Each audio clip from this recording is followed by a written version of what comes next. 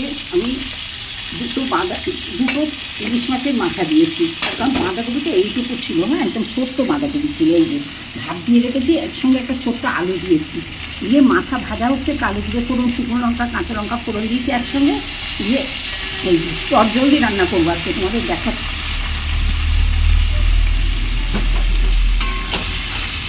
গরমে ভালো লাগছে না, একটু কম ধারায় দেখাচ্ছি। এবার একটু নুন আর হলুদ দিচ্ছি, নুন হলুদ দিয়ে দেবো এবার।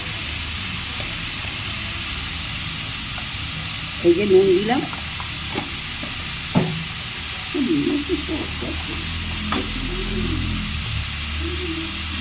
এই যে হলুদ দিলাম, নুন হলুদ,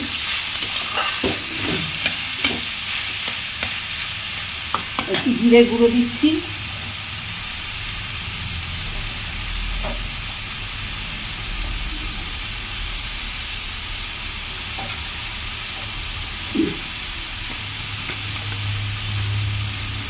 এই যে একটু জিরে গুঁড়ো দিলাম সামান্য, পেস্টটা করিনি, খুব তাড়াতাড়ি করছি বললাম। আর এইবারে আমি যেটা দেবো সেটা হলো এই যে আদা রসুন একটা পেস্ট, এই পেস্ট দিয়ে দিলাম।